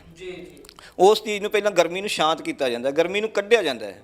ਜੇਕਰ ਪੇਟ ਦੀ ਸਮੱਸਿਆ, ਤੇਜ਼ਾਬ, ਗੈਸ, ਕਬਜ਼ ਦੀ ਸਮੱਸਿਆ, ਉਸ ਚੀਜ਼ ਨੂੰ ਪਹਿਲਾਂ ਠੀਕ ਕੀਤਾ ਜਾਂਦਾ ਹੈ। ਉਸ ਤੋਂ ਬਾਅਦ ਅੱਗੇ ਜੇਕਰ ਮੰਨ ਕੇ ਚਲੋ ਕਿਸੇ ਨੂੰ ਧਾਤ ਦੀ ਸਮੱਸਿਆ ਆ, ਉਹ ਵੀ ਗਰਮੀ ਦੇ ਕਾਰਨ ਹੁੰਦੀ ਹੈ, ਉਸ ਚੀਜ਼ ਨੂੰ ਠੀਕ ਕੀਤਾ ਜਾਂਦਾ। ਜੇਕਰ ਕਿਸੇ ਨੂੰ ਪਹਿਲਾਂ ਧਾਤ ਪੈ ਰਹੀ, ਉੱਪਰੋਂ ਗਰਮ ਹੋਰ ਦਵਾਈ ਦੇ ਜਾਂਗੇ, ਹੋਰ ਬੇੜਾ ਗਰਕ ਹੋ ਜਾਣਾ। ਉਹ ਸਾਰੇ ਕੁਝ ਨੂੰ ਪਹਿਲਾਂ ਸੈਟਿੰਗ ਕਰਨ ਤੋਂ ਬਾਅਦ ਫਿਰ ਹਾਂਜੀ ਪਹਿਲਾਂ ਫਿਰ ਉੱਥੇ ਦੇਖਿਆ ਜਾਂਦਾ ਵੀ ਇੱਥੇ ਕਿਹੜੀ ਦਵਾਈ ਦੀ ਜ਼ਰੂਰਤ ਹੈ, ਕਿਹੜੀ ਭਸਮ ਦੀ ਜ਼ਰੂਰਤ ਹੈ, ਕਿਹੜੀ ਜੜੀ ਬੂਟੀ ਦੀ ਜ਼ਰੂਰਤ ਹੈ, ਉਸ ਦੀ ਚੋਣ ਕੀਤੀ ਜਾਂਦੀ ਹੈ। ਕਿਉਂਕਿ ਜੇ ਹੁਣ ਮੰਨ ਕੇ ਚਲੋ ਇੱਕੋ ਹੀ ਦਵਾਈ ਦਾ ਆਪਾਂ ਤਿਆਰ ਕਰਦੇ ਹਾਂ, ਉਹ ਸਾਰਿਆਂ ਨੂੰ ਚੱਕ ਕੇ ਦੇਈ ਜਾਵਾਂਗੇ।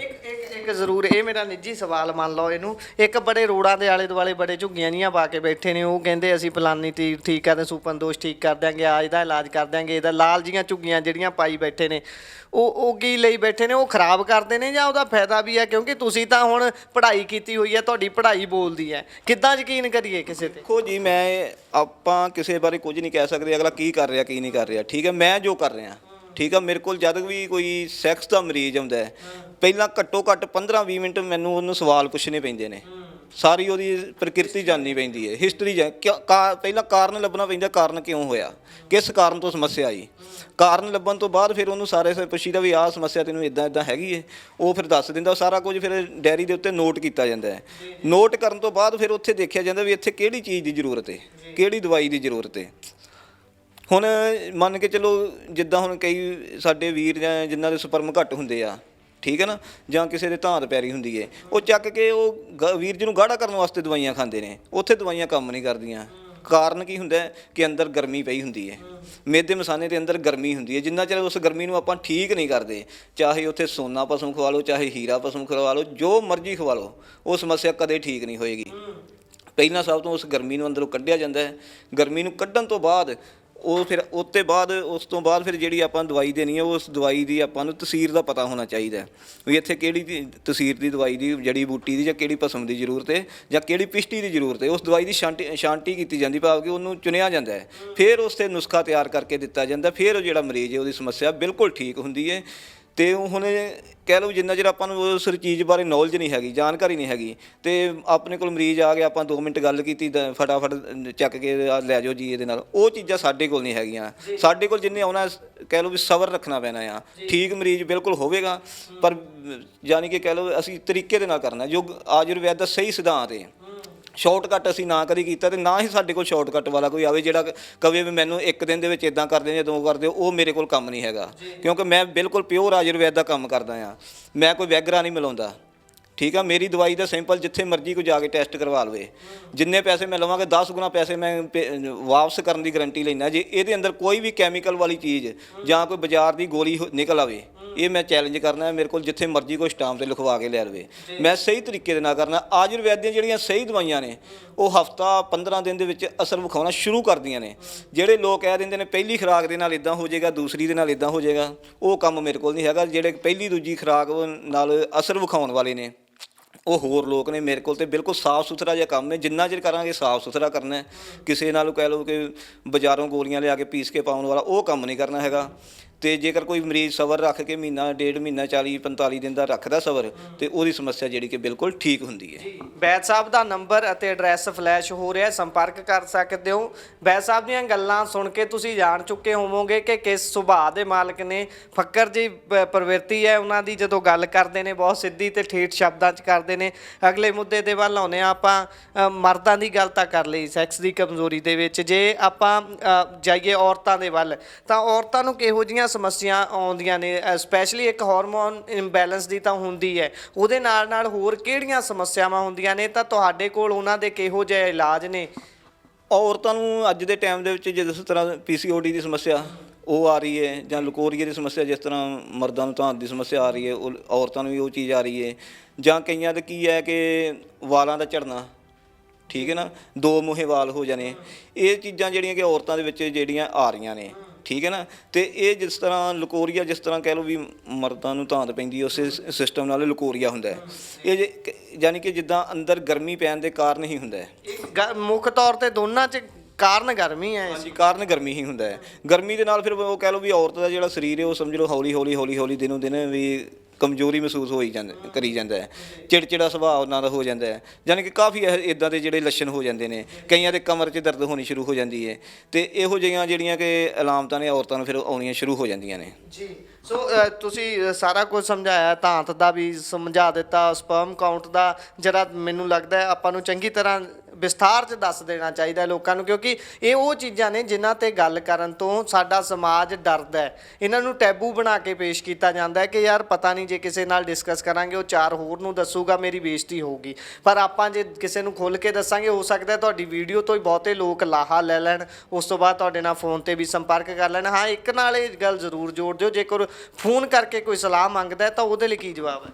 ਉਹਦੇ ਵਾਸਤੇ ਜਿਸ ਤਰ੍ਹਾਂ ਫੋਨ ਕਰਕੇ, ਜਿਸ ਤਰ੍ਹਾਂ ਜਿਹੜੇ ਕੋਈ ਸਾਨੂੰ ਫੋਨ ਕਰਦੇ ਨੇ, ਕਿਉਂਕਿ ਮੇਰੇ ਕੋਲ ਤਾਂ ਸਮਾਂ ਬਹੁਤ ਘੱਟ ਹੁੰਦਾ ਆ, ਠੀਕ ਹੈ। ਜੇਕਰ ਹੁਣ ਮੈਂ ਫੋਨ ਸਾਰਿਆਂ ਨਾਲ 10-10 15-15 ਮਿੰਟ ਲਾਵਾਂ ਤਾਂ ਮੈਂ ਫਿਰ ਕੰਮ ਨਹੀਂ ਕਰ ਸਕਦਾ। ਜੇਕਰ ਕਿਸੇ ਨੂੰ ਕੋਈ ਸਮੱਸਿਆ ਹੈ ਤਾਂ ਸਮਝ ਲਓ ਕਿ WhatsApp ਨੰਬਰ ਮੇਰਾ ਆ, ਉਹਦੇ ਉੱਤੇ ਯਾਨੀ ਕਿ ਜਿੱਦਾਂ ਸੰਪਰਕ ਕਰ ਸਕਦੇ ਆ, ਠੀਕ ਆ। ਜੇਕਰ ਕਿਸੇ ਨੂੰ ਲੱਗੇਗਾ ਵੀ ਬਹੁਤ ਜ਼ਿਆਦਾ ਜ਼ਰੂਰਤ ਹੈ, ਆਪਣੀ ਸਮੱਸਿਆ ਲਿਖ ਕੇ ਦੱਸ ਦੇਣ ਵੀ ਆਹ ਸਮੱਸਿਆ ਇੰਨੇ ਟਾਈਮ ਤੋਂ, ਇੰਨੀ ਉਮਰ ਹੈ, ਸਾਰਾ ਕੁਝ ਠੀਕ ਹੈ। ਉਹਦੇ ਵਿੱਚ ਅੱਗੋਂ ਯਾਨੀ ਕਿ ਜਿੱਦਾਂ ਰਿਪਲਾਈ ਮਿਲ ਜਾਏਗਾ, ਜੋ ਸਮੱਸਿਆ ਹੋਵੇਗੀ ਉਹਦੇ ਮੁਤਾਬਕ ਜੋ ਸਵਾਲ ਪੁੱਛੇ ਜਾਣਗੇ ਉਹ ਦੱਸਣੇ ਪੈਣਗੇ ਉਹਨਾਂ ਨੂੰ। ਜਿੱਥੇ ਸਾਨੂੰ ਲੱਗੇਗਾ ਜ਼ਰੂਰਤ ਹੈ, ਇੱਥੇ ਫੋਨ ਕਰਨ ਦੀ ਜ਼ਰੂਰਤ ਹੈ ਬੰਦੇ ਨੂੰ, ਵੀ ਜ਼ਿਆਦਾ ਮਸਲਾ ਉਲਝਿਆ ਹੋਇਆ, ਉੱਥੇ ਫਿਰ ਅਸੀਂ ਉਹਨਾਂ ਨੂੰ ਯਾਨੀ ਕਿ ਫੋਨ ਜਿਹੜਾ ਸੰਪਰਕ ਉਹਨਾਂ ਨੂੰ ਦੱਸ ਦੇਂਗੇ ਤੁਸੀਂ ਇਸ ਟਾਈਮ ਫੋਨ ਕਰ ਲੈਣਾ, ਤੇ ਉਹ ਫੋਨ ਕਰ ਸਕਦੇ ਆ ਜੀ। ਸੋ ਹੁਣ ਇਸ ਮੁੱਦੇ ਤੋਂ ਦੂਸਰੇ ਪਾਸੇ ਆਉਨੇ ਆ, ਗਠੀਆ ਵੀ ਬੜਾ ਭਿਆਨਕ ਰੋਗ ਮੰਨਿਆ ਜਾਂਦਾ ਹੈ। ਇਹ ਘਰੋਂ ਨਿਕਲਦਾ ਨਹੀਂ, ਇੱਕ ਵਾਰੀ ਵੜ ਜਾਵੇ। ਬੜੇ ਲੋਕ ਜਾਂਦੇ ਨੇ ਅਲੱਗ-ਅਲੱਗ ਜਗ੍ਹਾ ਤੇ, ਕਦੀ ਵੈਦ ਤੋਂ ਚਲ ਗਏ, ਕਦੀ ਡਾਕਟਰ ਤੋਂ ਚਲ ਗਏ, ਜਿਹਦਾ ਨਾਮ ਲੈ ਲਿਆ ਜਾਂਦਾ ਹੈ ਉਹਦੇ ਅੱਗੇ ਵਿਅਕਤੀ ਦੇ ਉੱਥੇ ਪਹੁੰਚ ਜਾਂਦਾ ਹੈ। ਗਠੀਏ ਦੇ ਨਾਲ ਕਿਵੇਂ ਨਜਿੱਠਦੇ ਹੋ? ਗਠੀਆ ਵੇਖੋ ਜੀ, ਅਸੀਂ ਜੋ ਆਯੁਰਵੈਦ ਦਾ ਸਹੀ ਸਿਧਾਂਤ ਹੈ, ਠੀਕ ਹੈ ਨਾ। ਆਯੁਰਵੈਦ ਨੇ 3 ਹਿੱਸਿਆਂ ਵਿੱਚ ਸਰੀਰ ਨੂੰ ਵੰਡਿਆ ਹੋਇਆ ਹੈ, ਠੀਕ ਹੈ ਨਾ। ਵਾਤ, ਪਿੱਤ ਔਰ ਕਫ। ਜਿਹੜਾ ਗਠੀਆ ਰੋਗ ਹੈ ਵਾਤ ਦਾ ਰੋਗ ਹੈ, ਵਾਯੂ ਰੋਗ। ਸਰੀਰ ਦੇ ਅੰਦਰ ਵਾਯੂ ਵਧਣ ਦੇ ਨਾਲ ਗਠੀਏ ਦੀ ਸਮੱਸਿਆ ਆਉਂਦੀ ਹੈ। ਇਹਦੇ ਬਾਰੇ ਮੈਂ ਥੋੜ੍ਹਾ ਤੁਹਾਨੂੰ ਬਰੀਕੀ ਨਾਲ ਦੱਸ ਦਿੰਦਾ ਆ। ਜਿਸ ਤਰ੍ਹਾਂ ਹੁਣ ਕਹਿ ਲਓ ਵੀ ਆਪਾਂ ਨੂੰ ਸੂਰਜ ਦੀ ਰੋਸ਼ਨੀ ਦੀ ਜ਼ਰੂਰਤ ਹੈ, ਠੀਕ ਹੈ ਨਾ। ਜੇ ਮੰਨ ਕੇ ਚਲੋ ਸੂਰਜ ਆਪਣੇ ਲਾਗੇ ਆ ਜਾਵੇ ਤੇ ਕੀ ਹੋਵੇਗਾ, ਸਾਰਾ ਕੁਝ ਉਹਨੇ ਤਹਿਸ ਨਹਿਸ ਕਰ ਦੇਣਾ, ਖਤਮ ਕਰ ਦੇਣਾ। ਇਸੇ ਤਰ੍ਹਾਂ ਅੰਦਰ ਆਪਣੇ ਜੇਕਰ ਗਰਮੀ ਵੱਧ ਜਾਂਦੀ ਹੈ ਤੇ ਉਹ ਸਾਰਾ ਸਰੀਰ ਦਾ ਜਿਹੜਾ ਕਿ ਉਹਨੇ ਢਾਂਚਾ ਵਿਗਾੜ ਦੇਣਾ ਹੈ, ਠੀਕ ਹੈ ਨਾ। ਉਸ ਤੋਂ ਬਾਅਦ ਆ ਜਿਹੜੀ ਕਿ ਆਪਾਂ ਨੂੰ ਪਾਣੀ ਦੀ ਜ਼ਰੂਰਤ ਹੈ। ਜੇ ਪਾਣੀ ਆਪਾਂ ਨੂੰ ਨਾ ਮਿਲੇ ਤਾਂ ਆਪਣੀ ਜ਼ਿੰਦਗੀ ਨਹੀਂ ਹੈਗੀ। ਤੇ ਜੇਕਰ ਪਾਣੀ ਆਪਣੇ ਕਹਿ ਲਓ ਵੀ 10-15 ਫੁੱਟ ਜਾਂ ਖੜ ਜਾਵੇ ਤੇ ਉਹਨੇ ਨੁਕਸਾਨ ਕਰ ਦੇਣਾ, ਸਾਰੇ ਕੁਝ ਦੀ ਬਰਬਾਦੀ ਕਰ ਦੇਣੀ ਹੈ। ਇਸੇ ਤਰ੍ਹਾਂ ਕਫ ਜਿਹੜੀ ਹੈ, ਕਫ ਜੇਕਰ ਮੰਨ ਕੇ ਚੱਲ ਲੋੜ ਤੋਂ ਜ਼ਿਆਦਾ ਵੱਧ ਜਾਂਦੀ ਹੈ ਤੇ ਉਹਦੇ ਨਾਲ ਕੀ ਹੁੰਦਾ ਹੈ ਕਿ ਕਫ ਦੇ ਨਾਲ ਜਿਸ ਤਰ੍ਹਾਂ ਵੀ ਸਮੱਸਿਆਵਾਂ ਜਿਹੜੀਆਂ, ਕਫ ਦੇ ਰੋਗ ਜਿਹੜੇ ਸ਼ੁਰੂ ਹੋ ਜਾਂਦੇ ਨੇ, ਠੀਕ ਹੈ ਨਾ। ਕਾਫੀ ਲੰਮਾ ਯਾਨੀ ਕਿ ਸਿਸਟਮ ਹੁੰਦਾ ਹੈ ਜਿਹੜਾ ਕਿ ਇੱਕ ਪ੍ਰਕਿਰਤੀ ਦੇ ਉੱਤੇ ਕਈ ਰੋਗ ਹੁੰਦੇ ਨੇ। ਉਹਦੇ ਬਾਰੇ ਆਪਾਂ ਗੱਲ ਕਰਨ ਲੱਗੇ ਬਹੁਤ ਵੀਡੀਓ ਲੰਬੀ ਹੋ ਜਾਣੀ ਹੈ। ਜਿਸ ਤਰ੍ਹਾਂ ਵਾਯੂ ਹੈ, ਵਾਯੂ ਕੀ ਹੈ? ਹਵਾ ਹੈ। ਹਵਾ, ਜੇ ਹੁਣ ਆਪਾਂ ਨੂੰ ਹਵਾ ਦੀ ਜ਼ਰੂਰਤ ਹੈ, ਆਕਸੀਜਨ ਲੈਂਦੇ ਹਾਂ, ਸਾਹ ਲੈਂਦੇ ਹਾਂ ਹਵਾ ਦੇ ਨਾਲ, ਤੇ ਜੇਕਰ ਆਪਾਂ ਕਹਿ ਲਓ ਵੀ ਹਨੇਰੀਆਂ ਝੱਖੜ ਆ ਜਾਣ ਤੇ ਸਾਰੇ ਕੁਝ ਦੀ ਜਿੱਦਾਂ ਹੁਣ ਬਰਬਾਦੀ ਕਰਕੇ ਰੱਖਦੇ ਨੇ, ਇਸੇ ਤਰ੍ਹਾਂ ਹੀ ਸਰੀਰ ਹੈ ਆਪਣਾ। ਵਾਤ, ਪਿੱਤ, ਕਫ 3 ਤਰ੍ਹਾਂ ਦੀ ਪ੍ਰਕਿਰਤੀ ਹੈ। ਜੇ ਪ੍ਰਕਿਰਤੀ ਮੰਨ ਕੇ ਚਲੋ ਵਾਤ ਵੱਧ ਗਈ ਤੇ ਦਰਦਾਂ, ਗੋਡਿਆਂ ਦਰਦਾਂ, ਗਠੀਆ ਹੋ ਗਿਆ, ਸਰੀਰ ਦੇ ਅੰਦਰ ਦਰਦਾਂ ਸ਼ੁਰੂ ਹੋ ਜਾਣੀਆਂ ਨੇ। ਕਿਸੇ ਵੀ ਹਿੱਸੇ ਦੇ ਵਿੱਚ ਮੰਨ ਕੇ ਚਲੋ ਬਾਹਾਂ 'ਚ ਦਰਦ ਜਾਂ ਕਿਤੇ ਵੀ ਲਾ ਲਓ ਸਰੀਰ ਦੇ ਹਿੱਸੇ 'ਚ ਦਰਦਾਂ, ਉਹ ਹੁੰਦੇ ਵਾਤ ਦੀਆਂ ਦਰਦਾਂ, ਵਾਯੂ ਵਧਣ ਕਾਰਨ। ਜੇ ਕਫ ਵੱਧ ਗਈ ਤੇ ਜਿੱਦਾਂ ਹੁਣ ਕਈਆਂ ਦੇ ਨਾ ਛਿੱਕਾਂ, ਜ਼ੁਕਾਮ, ਮੰਨ ਕੇ ਚੱਲੋ ਕਿ ਨੱਕ ਦੀ ਹੱਡੀ ਦਾ ਆਪਰੇਸ਼ਨ ਵੀ ਕਰਾਉਂਦੇ ਨੇ, ਗਲੇ ਦੇ ਅੰਦਰ ਰੇਸ਼ਾ ਡਿੱਗਦਾ ਰਹਿੰਦਾ ਹੈ, ਦਮਾ ਹੋ ਗਿਆ, ਛਾਤੀ ਜਾਮ ਹੋ ਗਈ, ਇਹ ਸਾਰੇ ਕਫ ਦੀਆਂ ਨਿਸ਼ਾਨੀਆਂ ਨੇ। ਜੇ ਆਪਾਂ ਗਰਮੀ ਦੀ ਗੱਲ ਕਰੀਏ, ਪਿੱਤ ਦੇ ਵਿੱਚ ਕੀ ਹੁੰਦਾ ਹੈ? ਅੱਜ ਦੇ ਟਾਈਮ ਦੇ ਵਿੱਚ ਜਿਸ ਤਰ੍ਹਾਂ ਆਪਾਂ ਗੱਲ ਕਰਕੇ ਹਟੇ ਹਾਂ ਸੈਕਸ ਦੇ ਵਿਸ਼ੇ ਦੇ ਉੱਤੇ, 80-90% ਲੋਕਾਂ ਨੇ ਕੀ ਕੀਤਾ ਹੋਇਆ, ਆਪਣੇ ਅੰਦਰ ਪਿੱਤ ਵਧਾਈ ਹੋਈ ਹੈ, ਭਾਵ ਕਿ ਗਰਮੀ ਪੈਦਾ ਕੀਤੀ ਹੋਈ ਹੈ। ਉਹ ਗਰਮੀ ਪੈਦਾ ਹੋਣ ਦੇ ਕੀ ਕਾਰਨ ਆ? ਇੱਥੇ ਹੁਣ ਥੋੜ੍ਹੀ ਆਪਾਂ ਵਿਸ਼ੇ 'ਤੇ ਗੱਲ ਕਰ ਲੈਂਦੇ ਹਾਂ। ਗਰਮੀ ਪੈਦਾ ਹੋਣ ਦੇ ਕਾਰਨ ਹੁੰਦੇ ਆ, ਇੱਕ ਤਾਂ ਖਾਣ ਪੀਣ ਗਲਤ ਹੋ ਗਿਆ, ਬਾਹਰਲਾ ਫਾਸਟ ਫੂਡ ਖਾਣਾ ਆ, ਠੀਕ ਹੈ ਨਾ। ਦੂਸਰੀ ਚੀਜ਼ ਇਹ ਹੋ ਗਈ ਕਿ ਜਿਹੜਾ ਗਰਮੀ ਪੈਦਾ ਕਰਨ ਦੇ, ਜਿਹੜਾ ਸਰੀਰ ਦੀ ਪ੍ਰਕਿਰਤੀ ਦੇ ਉਲਟ ਨੁਸਖੇ ਖਾਈ ਜਾਣੇ। ਜਿੱਦਾਂ ਮੰਨ ਕੇ ਚਲੋ ਹੁਣ ਕਿਸੇ ਨੂੰ ਗਰਮੀ ਹੈ ਤੇ ਉਹ ਗਰਮ ਦਵਾਈ ਖਾ ਲਏਗਾ, ਚਾਹੇ ਐਲੋਪੈਥੀ ਦੀਆਂ ਗੋਲੀਆਂ ਵਗੈਰਾ ਖਾ ਲੀਆਂ, ਉਹਨਾਂ ਦੇ ਨੁਕਸਾਨ ਕਰਨਾ ਹੀ ਕਰਨਾ। ਆਯੁਰਵੈਦ ਦੀ ਗਰਮ ਦਵਾਈ ਖਾ ਲਏਗਾ, ਉਹਨੇ ਹੋਰ ਗਰਮੀ ਪਾ ਲਈ। ਬਾਹਰ ਦੀ ਸਲਾਹ ਤੋਂ ਬਿਨਾਂ ਜਿਹੜਾ ਕੰਮ ਕਰਨਾ, ਜਦੋਂ ਨੁਕਸਾਨ ਆਯੁਰਵੈਦਿਕ ਦਵਾਈ ਨਾਲ ਹੁੰਦਾ, ਉਦੋਂ ਹੀ ਹੁੰਦਾ ਜਦੋਂ ਆਪਾਂ ਸਰੀਰ ਦੀ ਪ੍ਰਕਿਰਤੀ ਦੇ ਉਲਟ ਦਵਾਈ ਲੈਂਦੇ ਹਾਂ। ਨਹੀਂ ਤੇ ਆਯੁਰਵੈਦ ਦੇ ਵਿੱਚ ਚਾਹੇ ਜੜੀ ਬੂਟੀ ਹੈ, ਚਾਹੇ ਕੋਈ ਭਸਮ ਹੈ, ਜਿੱਥੋਂ ਤੱਕ ਯਾਨੀ ਕਿ ਆਯੁਰਵੈਦ ਆ ਵੀ ਇੱਕ ਵੀ ਚੀਜ਼ ਦਾ 1% ਵੀ ਨੁਕਸਾਨ ਨਹੀਂ। ਸੋ ਯੂਰੀਏ ਦੇ ਵੱਲ ਆਉਂਦੇ ਆ। ਯੂਰਿਕ ਐਸਿਡ ਵਧਿਆ, ਲੋਕਾਂ ਨੂੰ ਗੋਲੀਆਂ ਲੱਗੀਆਂ ਹੋਈਆਂ ਨੇ, ਉਹ ਗੋਲੀ ਖਾਈ ਜਾਂਦੇ ਆ, ਉਹਦੀ MG ਵਧਾਈ ਜਾਂਦੇ ਆ, ਇੰਨੇ MG ਦੀ ਖਾ ਲਈ, ਇੰਨੇ MG ਦੀ ਖਾ ਲਈ, ਪਰ ਉਹ ਹਟਦੀ ਨਹੀਂ, ਸੋਜ ਪੈ ਜਾਂਦੀ ਹੈ ਹੱਥਾਂ ਪੈਰਾਂ ਦੇ ਵਿੱਚ, ਫਿਰ ਬਿਲਕਦੇ ਨੇ। ਯੂਰੀਏ ਦਾ ਇਲਾਜ ਕਿਵੇਂ ਹੈ, ਇਹਦੀ ਪ੍ਰਵਿਰਤੀ ਜਿਹੜੀ ਤੁਸੀਂ ਹੁਣੇ ਦੱਸਦੇ ਹਟੇ ਹੋ, ਬਾਤ ਪਿੱਤ ਕਫ, ਉਹ ਵੀ ਸਮਝਾ ਦਿਓ, ਤੇ ਤੁਹਾਡੇ ਕੋਲ ਕਿਹੋ ਜਿਹਾ ਇਲਾਜ ਹੈ ਤੇ ਕਿੰਨੇ ਸਮੇਂ 'ਚ ਠੀਕ ਹੋ ਜਾਂਦਾ ਬੰਦਾ? ਇਹ ਜਿਹੜਾ ਯੂਰੀਆ ਹੈ, ਯੂਰੀਆ ਵੀ ਜਿਹੜਾ ਸਰੀਰ ਦੇ ਅੰਦਰ ਵਾਯੂ ਵਧਣ ਕਾਰਨ ਹੁੰਦਾ ਹੈ, ਠੀਕ ਹੈ ਨਾ। ਇਹ ਵਾਯੂ ਵਧਣ ਦੇ ਕਾਰਨ ਹੀ ਜਿਹੜਾ ਯੂਰੀਏ ਦੀਆਂ ਦਰਦਾਂ ਹੋਣੀਆਂ ਤੇ ਇਹ ਸਾਰੀਆਂ, ਜਾਂ ਗਠੀਆ ਹੋ ਜਾਣਾ, ਜਾਂ ਜੋੜਾਂ ਦੀਆਂ ਦਰਦਾਂ ਹੋਣੀਆਂ, ਭਾਵ ਕਿ ਸਰੀਰ ਦੇ ਕਿਸੇ ਵੀ ਹਿੱਸੇ ਦੇ ਅੰਦਰ ਦਰਦਾਂ ਹੋ ਰਹੀਆਂ ਨਾ। ਜਿੱਦਾਂ ਇੱਕ ਤਾਂ ਹੁੰਦੀ ਆਪਾਂ ਨੂੰ ਕੋਈ ਸੱਟ ਵੱਜ ਗਈ, ਹੱਡੀ ਦੀ ਦਰਦ, ਉਸ ਤੋਂ ਇਲਾਵਾ ਜੇ ਕੋਈ ਦਰਦ ਹੋ ਰਹੀ ਹੈ, ਜਿੱਦਾਂ ਮੰਨ ਕੇ ਚਲੋ ਗੋਡਿਆਂ ਦੇ ਅੰਦਰ ਜਾਂ ਗਿੱਟਿਆਂ ਦੇ ਅੰਦਰ, ਤੇ ਜਾਂ ਜੋੜ ਹੁੰਦੇ ਨੇ ਉਹਨਾਂ ਦੇ ਅੰਦਰ, ਇਹ ਸਮਝ ਲਓ ਸਰੀਰ ਦੀ ਜਿਹੜੀ ਕਿ ਪ੍ਰਕਿਰਤੀ, ਵਾਯੂ ਪ੍ਰਕਿਰਤੀ, ਉਹ ਵਧੀ ਹੋਈ ਹੈ, ਤੇ ਤਾਂ ਕਰਕੇ ਹੀ ਦਰਦਾਂ ਹੁੰਦੀਆਂ ਨੇ।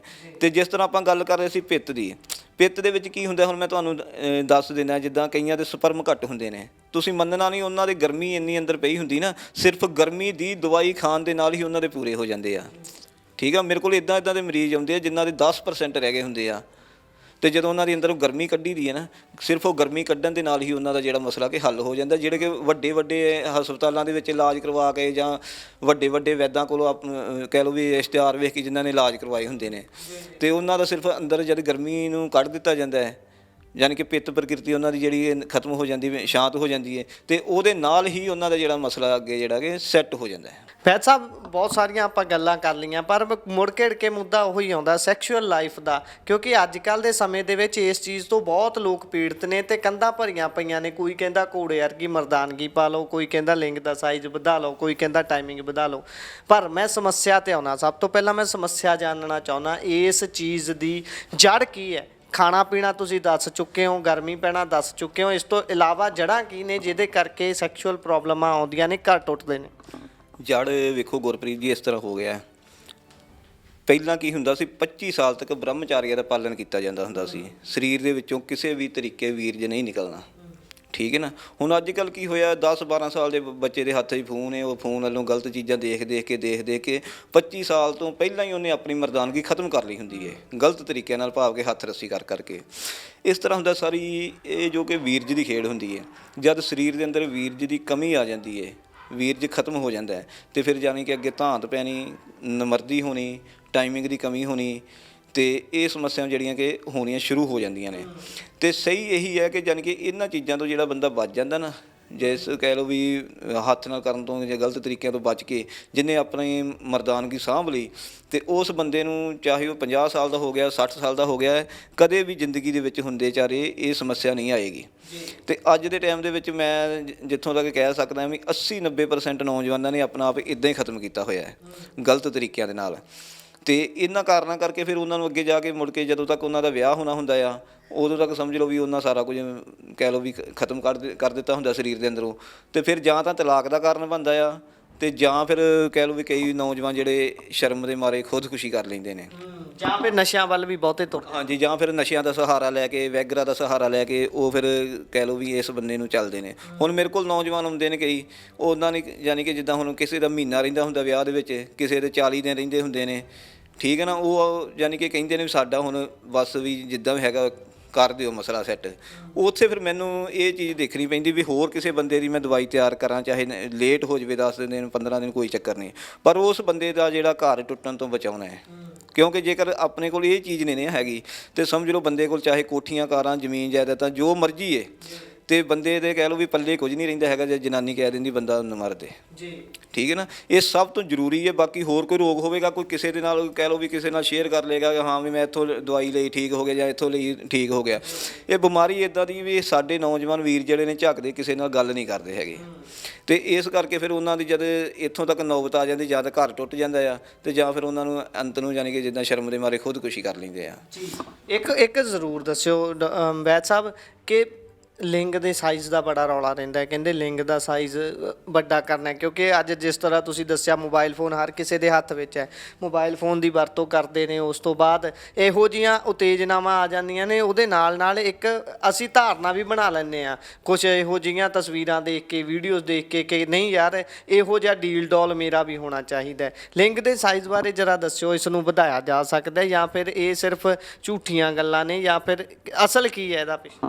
ਵੇਖੋ ਗੁਰਪ੍ਰੀਤ ਜੀ, ਜਿੱਥੋਂ ਤੱਕ ਮੈਂ ਕੰਮ ਕਰ ਰਿਹਾ ਜਦੋਂ ਤੋਂ ਲੈ ਕੇ, ਮੈਂ ਤਿਲੇ ਵੀ ਤਿਆਰ ਕਰਦਾ ਹਾਂ, ਦਵਾਈਆਂ ਸਾਰੀਆਂ ਤਿਆਰ ਕਰਦਾ ਹਾਂ, ਪਰ ਮੈਂ ਅੱਜ ਤੱਕ ਕਿਸੇ ਦੇ ਲਿੰਗ ਦਾ ਸਾਈਜ਼ ਜਿਹੜਾ ਨਾ ਤਾਂ ਵਧਿਆ ਤੇ ਨਾ ਕਿਸੇ ਦਾ ਵੱਧਦਾ ਦੇਖਿਆ। ਠੀਕ ਹੈ ਨਾ, ਇਹ ਐਡਾਂ ਜਿਹੜੀਆਂ ਆਉਂਦੀਆਂ ਨੇ, ਠੀਕ ਹੈ ਨਾ, ਹਾਂ ਇਹਦੇ ਵਿੱਚ ਇਹ ਚੀਜ਼ ਹੋ ਜਾਂਦੀ, ਜਿੱਦਾਂ ਹੁਣ ਮੰਨ ਕੇ ਚਲੋ ਕਿਸੇ ਨੌਜਵਾਨ ਨੇ ਹੱਥ ਨਾਲ ਕਰ ਕਰਕੇ ਤੇ ਨਸਾਂ ਨੂੰ ਖਰਾਬ ਕੀਤਾ ਹੋਇਆ, ਛੋਟਾਪਨ ਪਤਲਾਪਨ ਆ ਗਿਆ ਹੋਇਆ, ਉਹ ਤਿਲੇ ਜਿਹੜੇ ਤਿਆਰ ਅਸੀਂ ਕਰੀਦੇ ਨੇ ਉਹਦੇ ਨਾਲ ਨਸਾਂ ਖੁੱਲ੍ਹ ਜਾਂਦੀਆਂ ਨੇ। ਜਿੱਦਾਂ ਮੰਨ ਕੇ ਚਲੋ 16 ਸਾਲ ਤੋਂ ਮੁੰਡਾ ਸੀ ਜਾਂ 18 ਸਾਲ ਤੋਂ ਇੱਦਾਂ ਗਲਤ ਤਰੀਕੇ ਨਾਲ ਕਰਦਾ ਸੀ, ਉਹਦੀ ਉਮਰ 24 ਸਾਲ ਹੋ ਗਈ, ਠੀਕ ਹੈ ਨਾ, ਉਹਦਾ ਪਹਿਲਾਂ ਵਾਲਾ ਸਾਈਜ਼ ਹੋ ਜਾਂਦਾ ਹੈ, ਉਨੀ ਮੋਟਾਈ ਲੰਬਾਈ। ਤੇ ਇਸ ਚੀਜ਼ ਨੇ ਲੋਕਾਂ ਨੂੰ ਪਾਗਲ ਕੀਤਾ ਹੋਇਆ ਹੈ। ਤੁਸੀਂ YouTube ਤੇ ਦੇਖੋਗੇ ਰਾਤੋਂ ਰਾਤ ਇਤਨਾ ਹੋ ਜਾਏਗਾ ਉਤਨਾ ਹੋ ਜਾਏਗਾ, ਉਹ ਬੰਦਾ ਡਿਪਰੈਸ਼ਨ ਦੇ ਵਿੱਚ ਚਲਾ ਜਾਂਦਾ ਹੈ, ਉਹ ਸੋਚਣ ਲੱਗ ਜਾਂਦਾ ਮੇਰਾ ਤਾਂ ਯਾਰ ਛੋਟਾ ਆ, ਠੀਕ ਹੈ ਨਾ।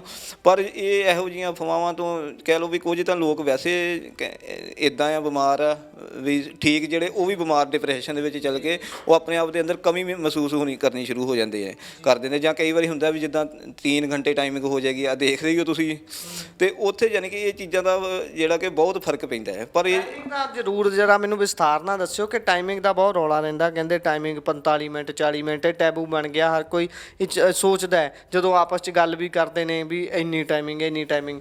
ਇਹ ਕੀ ਰੌਲਾ ਹੁੰਦਾ? ਇਹ ਟਾਈਮਿੰਗ ਵਧਾਈ ਘਟਾਈ ਜਾ ਸਕਦੀ ਹੈ ਜਾਂ ਫਿਰ ਇਹਦੇ ਪਿੱਛੇਲਾ ਲੌਜਿਕ ਕੀ ਹੈ? ਕਿੰਨੀ ਟਾਈਮਿੰਗ ਸਹੀ ਹੁੰਦੀ ਹੈ? ਵੇਖੋ ਜੀ, ਟਾਈਮਿੰਗ ਦਾ ਮਸਲਾ ਜਿੱਦਾਂ ਕਹਿ ਲਓ ਵੀ 10-15 ਮਿੰਟ ਤੱਕ ਟਾਈਮਿੰਗ ਬਿਲਕੁਲ ਠੀਕ ਹੈ, ਵੱਧ ਤੋਂ ਵੱਧ 20 ਮਿੰਟ ਤੱਕ, ਠੀਕ ਹੈ ਨਾ।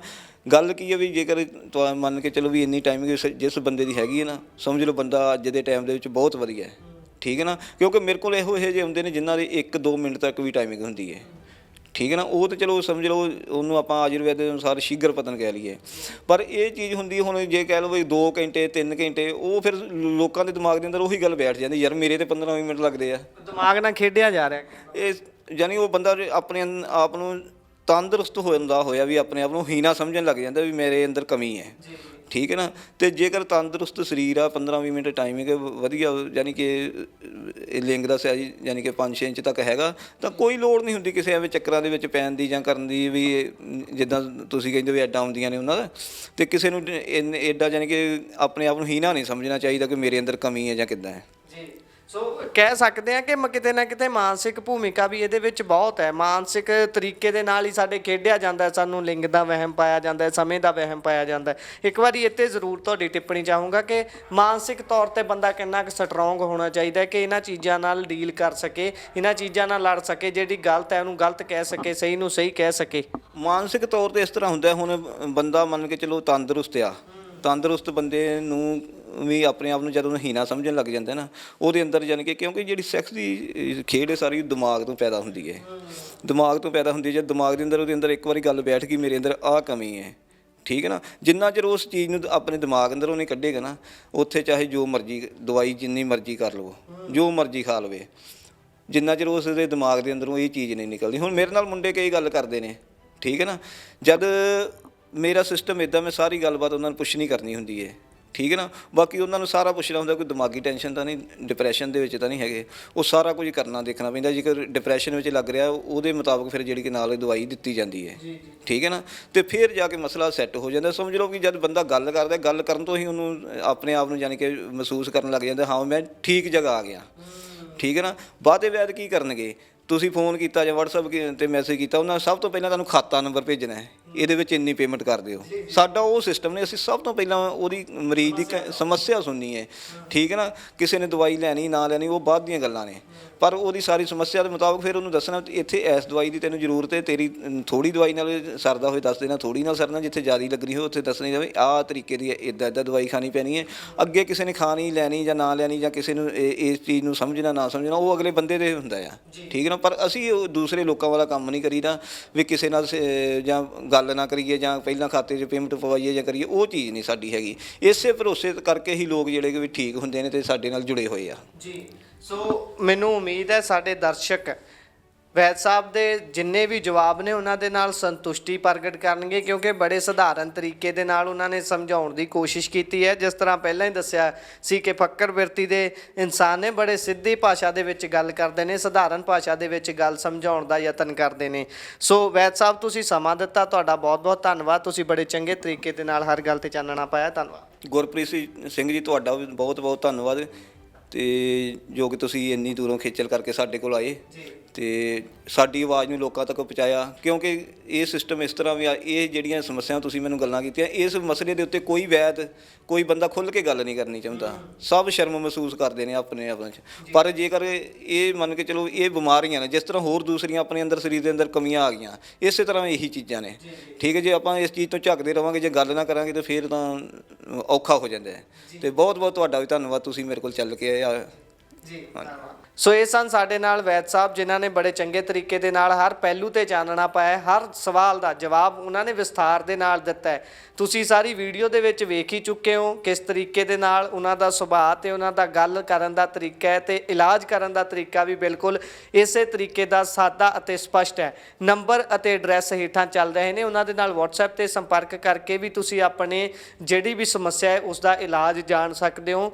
ਹਰ ਤਰੀਕੇ ਦੇ ਨਾਲ ਉਹ ਅਵੇਲੇਬਲ ਰਹਿੰਦੇ ਨੇ। ਸੋ ਤੁਸੀਂ ਸਾਡੇ ਨਾਲ ਜੁੜੇ ਰਹੋ, ਅਸੀਂ ਹੋਰ ਇਹੋ ਜਿਹੇ ਉਪਰਾਲੇ ਲੈ ਕੇ ਤੁਹਾਡੇ ਤੱਕ ਪਹੁੰਚਦੇ ਰਹਾਂਗੇ। ਬਹੁਤ ਬਹੁਤ ਧੰਨਵਾਦ।